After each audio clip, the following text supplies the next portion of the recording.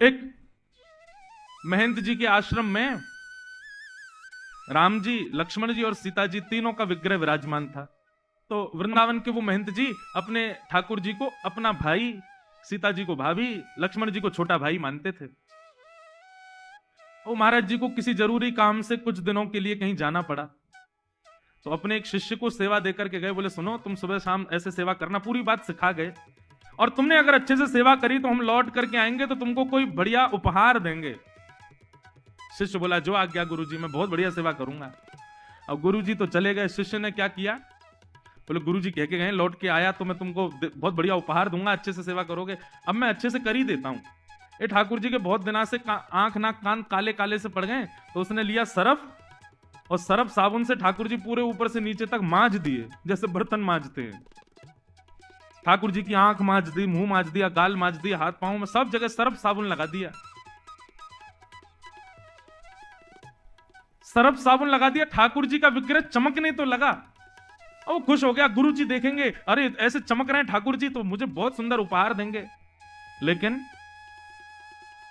उन महाराज जी को स्वप्न आया, और स्वप्न में ठाकुर जी दिखे। और कैसे दिखे कि ठाकुर जी के यहां से माथा छिला हुआ है, यहां गाल पे घाव हो गया है, हाथ में से रक्त निकल रहा है, पैर छिल गए हैं ठाकुर जी के, और ठाकुर जी बड़े उदास बैठे।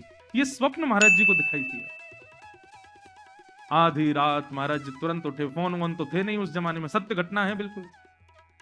अपने यजमानों से कहा अभी इसी वक्त हमको वृंदावन पहुंचाने की व्यवस्था करो।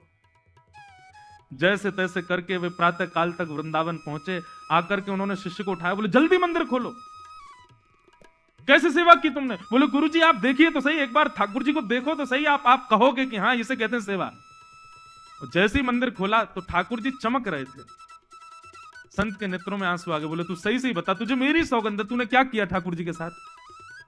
बोले गुरुजी चमक तो रहे। बोले चमक नहीं, ये बता तूने किया क्या? मैंने सरफ से ठाकुर जी को मांज दिया। संत रोने लगे, क्षमा मांगने लगे, ठाकुर जी क्षमा कर दो।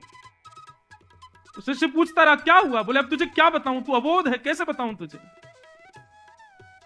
संत तुरंत गए और वन में से कुछ जड़ी बूटियां तोड़ करके लाए, पीस करके एक सुंदर काढ़ा बनाया, काढ़ा ठाकुर जी को भोग लगाया, सुंदर एक लेप बनाया, और नेत्र बंद करके विचार किया ठाकुर जी को कहां कहां घाव थे, वहां वहां लेप लगाया ठाकुर जी के हाथों पर, मुख पर, पैरों पर।